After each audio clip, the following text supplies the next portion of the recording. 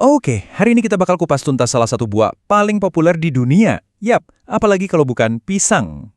Pasti sering banget kan dengar perdebatan soal pisang?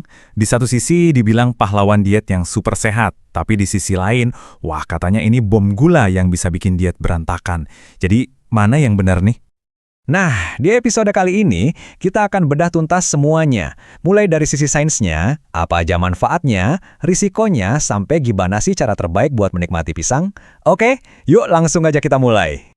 Jadi, pertama kita bakal bongkar dulu isi kandungan pisang itu apa aja. Terus, kita lihat bukti-bukti ilmiah soal manfaatnya buat kesehatan. Nggak lupa juga kita bahas risikonya. Dan yang paling penting, saya bakal kasih beberapa tips praktis buat menikmatinya. Oke, pertama-tama kita lihat angkanya dulu ya. Kira-kira dalam satu buah pisang ukuran sedang sekitar 100 gram, apa aja sih yang masuk ke tubuh kita? Seperti yang bisa kita lihat, sebagian besar isinya itu karbohidrat. Nah, ini termasuk gula buat energi instan dan juga serat yang bagus buat pencernaan. Tapi, tunggu dulu. Keajaiban sebenarnya itu ada di mikronutriennya. Coba bayangin, dalam satu buah pisang aja ada sekitar 422 mg kalium. Ini mineral yang super penting buat bantu ngatur tekanan darah kita. Angka tadi itu setara dengan kira-kira 10% dari kebutuhan kalium harian kita. Wah ini sih ngebantu banget buat jaga kesehatan jantung dan pembuluh darah. Dan gak cuma itu aja loh, pisang juga jadi sumber vitamin B6 yang bagus buat otak, vitamin C buat daya tahan tubuh, dan juga magnesium yang perannya penting banget buat ratusan fungsi di tubuh kita. Nah, dengan CV nutrisi sekeren itu, gak heran kan kalau manfaat kesehatannya juga banyak banget. Yuk kita gali lebih dalam lagi.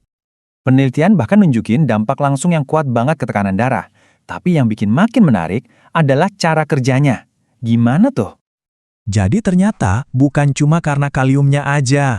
Pisang itu punya senyawa alami yang fungsinya mirip penghambat ACE. Sederhananya, senyawa ini bantu bikin pembuluh darah kita lebih rileks. Mirip banget cara kerjanya sama beberapa obat tekanan darah. Manfaatnya ini luas banget loh, mulai dari bikin tidur lebih nyenyak karena ada asam aminotriptofan di dalamnya, sampai jadi bahan bakar super buat atlet.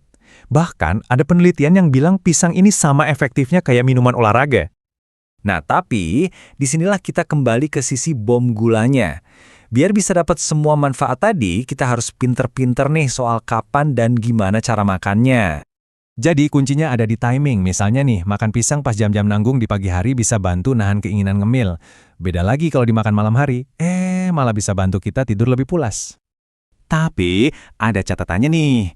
Para ahli nggak menyarankan makan pisang pas perut lagi kosong banget. Kenapa? Soalnya gula di pisang bisa bikin energi kita naik cepet banget, tapi turunnya juga cepet banget. Jadinya malah lemes deh.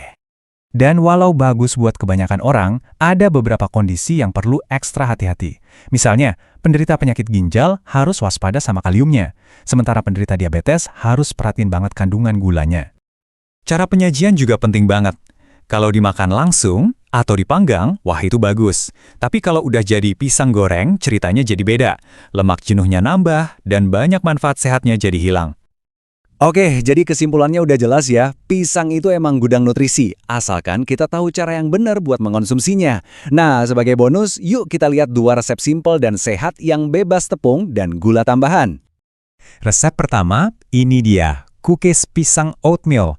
Bikinnya gampang banget dan kita manfaatin manis alaminya pisang. Jadi nggak perlu lagi tuh tambahan gula. Nah, kalau mau sarapan atau cemilan yang hangat dan bikin nyaman, resep oatmeal panggang ini bisa jadi pilihan. Simple dan yang pasti kaya serat. Jadi pada akhirnya, pisang itu bukan pahlawan super, tapi juga bukan penjahat.